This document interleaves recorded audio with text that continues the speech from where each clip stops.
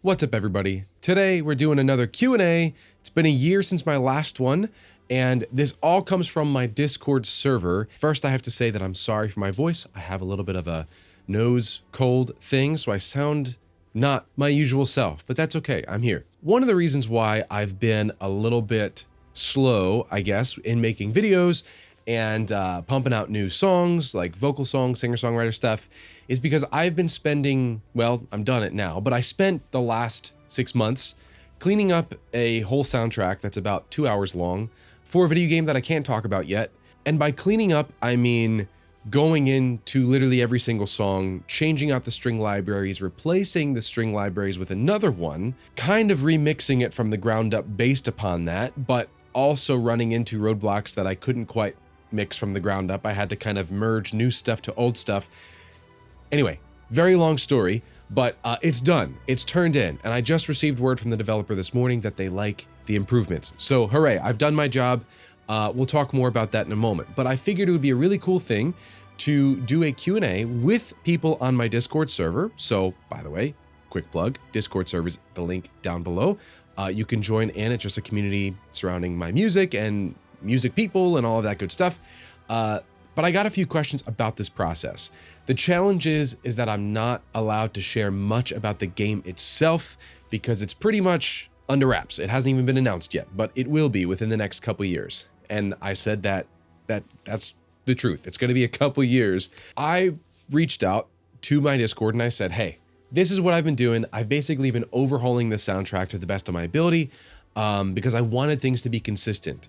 I started writing the music in 2022, and then I think I handed in sort of the first version of the last track in February 2025, so about a year ago. Needless to say, the skill gap between a song in 2022 versus a song in 2025 was like the iPhone 4 versus the iPhone 10, right? Like there was a noticeable difference. So I pitched to the developers and I said, hey, how would you guys feel if I completely just made things a bit more consistent from top to bottom? They were like, sure, sounds great. Game won't be coming out for a long time, so you have time. I said, okay, here we go. So I worked on the Outer Worlds 2. That was sort of my spring and summer. I made music for them. And then August through literally like a week ago was almost 100% of my time was spent on this. Like from the ground up, like taking out a string library, putting in Cinematic Studio strings, trying to merge it with the older mix and kind of trying to improve the mix overall, rinse, repeat for about 60 some tracks of varying degrees of intensity. Let me just say that one of the tracks references was One Winged Angel. So let's just say some tracks are really, really big. About 20 of them were like gigantic. So very long process. So my Discord server, I said, ask me anything about this process. I will share as much as I possibly can. So that is the kind of warm up to today's video. Whew. I mean, yeah. Let me just say, I'm so relieved that it's done. I'm really excited. You know, I'm sure the developers, as they play test it, they may have some requests, but either way, I'm really excited to be done and kind of looking toward new prospects and new futures and new jobs as well. The first question comes from PH. I've never done a soundtrack as long as that, and I would love some insight on the process for when it comes down to it. Some other ideas about what you could talk about, and that would most likely be up to you, but here they are, like the timeline of your involvement on the project and how to deal with such long ones, cons and strategy to deal with them. So yeah, timeline was, I literally signed the contract, I think April 2022, and I got started in June 2022. So from June 22 through February 2025 was actually writing the music, right? Like getting the drafts, getting approval of the tracks. If a track needed to be kind of reworked in terms of the composition itself, all of that was about 1 to 2 tracks per month, like an ambient track and an encounter track. And then literally the last year, like I kid you not, the last year, I think from February to February was all boss battles, like 100%. So that was actually really rigorous. Lesson learned for me personally. I mean, the developers are great. They were very organized, but for me personally, I would love to intersperse the bosses into the ambient tracks, like for a future project like this. Like I would love to do kind of slow ambient, moderate battle, boss, slow ambient, moderate battle, boss, or whatever the tracks are, character themes. when it was mostly slow moving type ambient tracks and then kind of encounters and then a year of boss battles, like full orchestra boss battles, like that got really, really tiresome. It's of no fault of their doing. It was, for me personally, I was like, man, this is just hard to keep up with. Lesson learned, I need space between the gigantic tracks, like palette cleansers, before doing another one, personally. Like that's just sort of, that's something I learned about myself in this process. So how to deal with these long projects, the challenge was also maintaining work on other projects, right? I signed on to Horizons of Achaea. I was doing a lot of stuff for Audrillon Online Adventures during this time. Obviously getting back into my singer-songwriter stuff over the last few years and performing. So it was, the length of it, I found like, in a way, it kind of felt like a nice stable project that was kind of like the backbone to my other stuff. But a really big con with this, and maybe it won't be as bad moving forward, but maybe it was just sort of where my skill level was at this time. But again, I would equate it to the iPhone 4 versus the iPhone X, right? Where there's a noticeable difference, despite there not being like that much time in between. I don't know, maybe what was it, 7 years between iPhone 4 and iPhone X? I don't really remember. Versus like the iPhone 14 versus the iPhone 16. Like, okay, 16 is a little bit faster, noticeably, but if you looked at both phones like next to each other, you would maybe say, okay, they're kind of the same speed, they're kind of similar. So when you have a shorter timeline, your skill level lives in that timeline. So if the timeline is 2, 3, 4, 5, 6, 7 plus years, which some games I do know people work on for that long, man, it's not even like a skill gap. It's like your tastes change, how you approach things change, right? So that was the biggest reason for me why I wanted to go back and kind of create more consistency. So maybe I'm at a point now in my production, mixing, composition journey that the curve is going to be less steep, even if it's like a 5 or 7 year project, for example. Adam asks, if I could time travel, is there any one piece of advice that I would have given past Tony about this project? Oh my goodness, yes. Big time. Establish the orchestra sample library sound palette and commit to it. Like, to take more time to really say, okay, are these strings going to cut it? Is this brass going to cut it? The biggest thing I ran into was the strings, okay? As I was going through, I started off with Berlin strings and Berlin everything. Berlin winds and brass still remain in there. But all the strings, except for one track. One track, actually, Berlin strings I found better and more useful than Cinematic Studio strings. Cinematic Studio strings, for the style of the music of this game, which I unfortunately cannot show you, CSS was way better suitable for this. And I noticed it when I got to, it was that final year, so mid 2024 to 25. I threw in CSS, I purchased CSS for another game, and was like, what would it sound like in this game? And it was like immediately like, oh my gosh, like I gotta put this into the rest of the soundtrack. That's what I would do. I would say to really figure out the actual sample library quality. There are actually a number of live recorded songs in the soundtrack, and there will be more. They're gonna have me do cinematics in 2027 into 28, as well as like credits music, so all of that's gonna be live recorded with a real orchestra, which is gonna be cool. But that's what I would do. I would say commit, like preempt, take way more time to establish what you are committing to in terms of sample libraries. Because it's all, there's like no synths. I think there's like 2 tracks with synths. It's literally all performance ready orchestration, so to speak. Like there's no cuts, there's no corners cut. It's like, this is the strings. Like I don't have crazy layered strings to like make it sound impossible to done live. It's all pretty much 1-to-1 performance ready, which is, I'm really excited about that actually.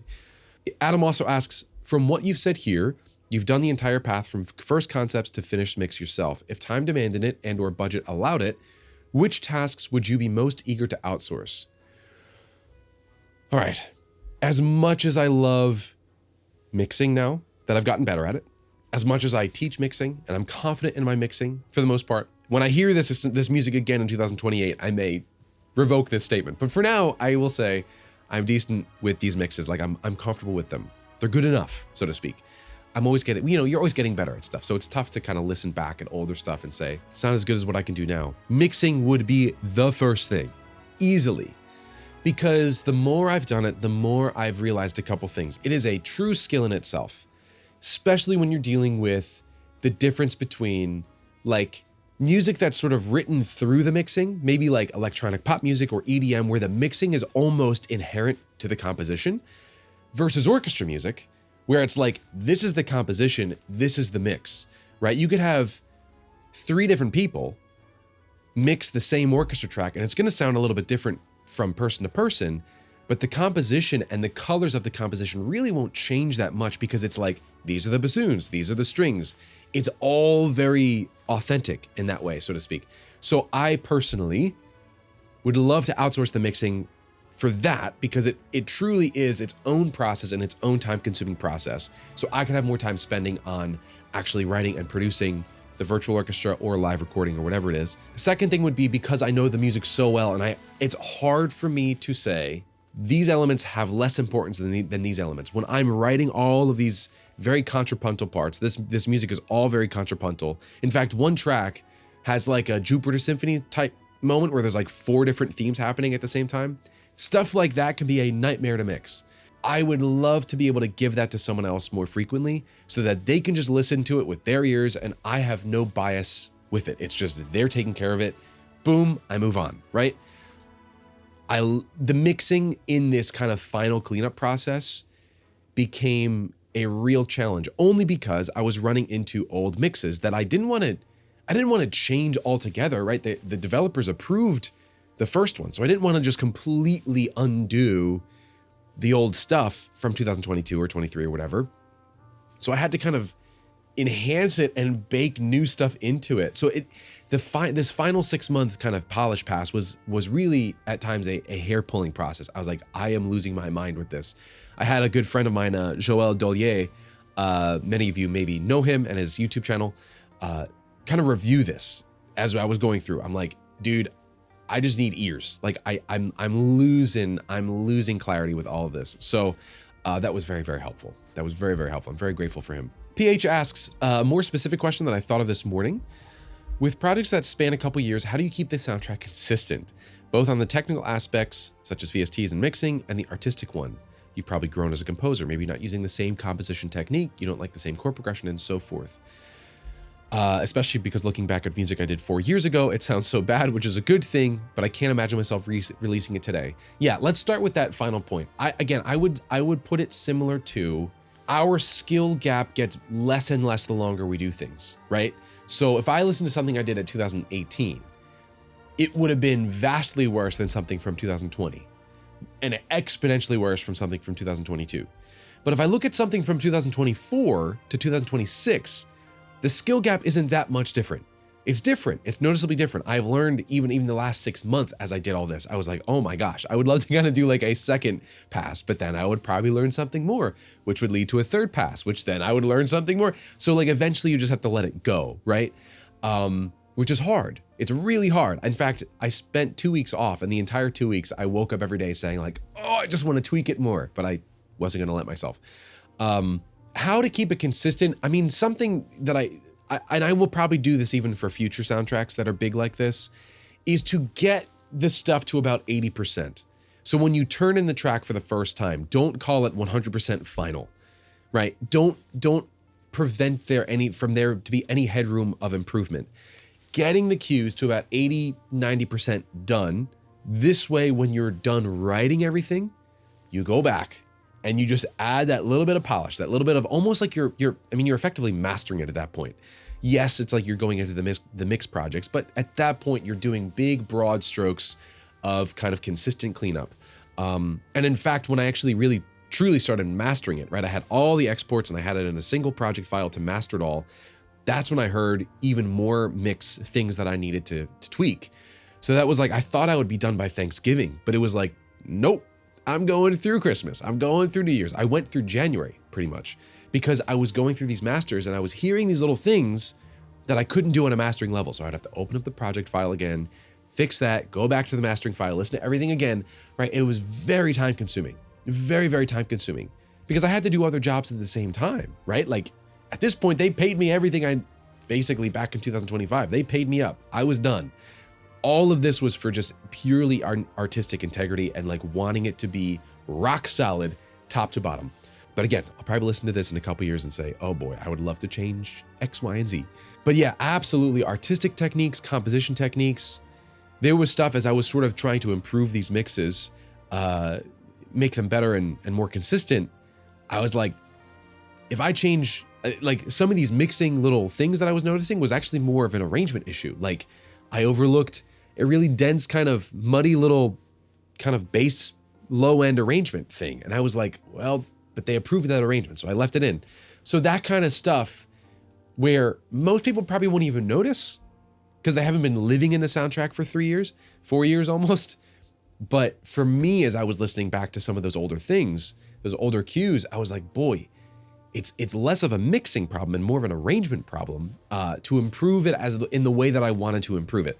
So stuff like that is what I ran into. But at the end of the day, again, it's you are the artist, you are the composer, you wrote it, you know all the flaws, like all of them, which is its own cross to bear, its own cross to carry.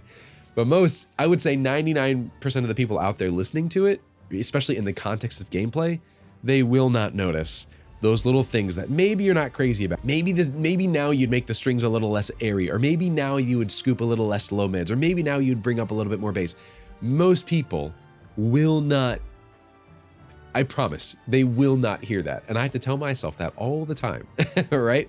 So that's what I would suggest, is to just kind of, it lives in its own box. It lives in its own container, so to speak. So being okay with that container. I mean, I've got games out that were released in 2020 now, and I listen to that, I'm like, oh my gosh, these mixes, what was I thinking? But that's why personally, I try not to listen to too much of my old stuff. Once I release it out into the world, I'm usually like, that's it. I don't want to go near it, you know, like I'm just gonna move on to the next thing. A good friend of mine, I'll give him a shout out, Tom Shipper. He's got a great YouTube channel. He was like, you just got to move on to the next thing, right? As soon as, and that's what I've discovered, is like, as soon as I put my mind toward the next thing, I care a lot less about the flaws of the previous thing, right? So I would also suggest that, like, to keep moving in the forward direction. You can tweak something endlessly, but eventually you just have to move on to the next thing. In short, that's where I've been, everybody. I love these questions. Thank you for these. And I'm so excited for 2026. There's a lot in store. I won't be able to release a lot of music on Spotify this year for a number of reasons. A lot of the songs that I'm working on are actually going to be designed for live performance. More on that very, very soon. Really pumped about it. But it's going to be less like, here's a new single, and it's going to be more like, here's 75 minutes that's going to be performed in a concert that will hopefully be released at some point, kind of thing. Anyway, that's the scoop. Thanks for watching. I hope you found this interesting, and stay tuned for this soundtrack. It's going to be a few years, like literally a few years, but hang in there, and I promise I'm actually really pumped about it. I'm really proud of it. I'm really proud of it. Despite its imperfections, I'm really proud of it. And I know I'm really glad the developers like it too. So I hope you will as well when it comes out. So in the meantime, have a great start to your 2026. Have a good February, and I will talk to y'all very soon. Take care.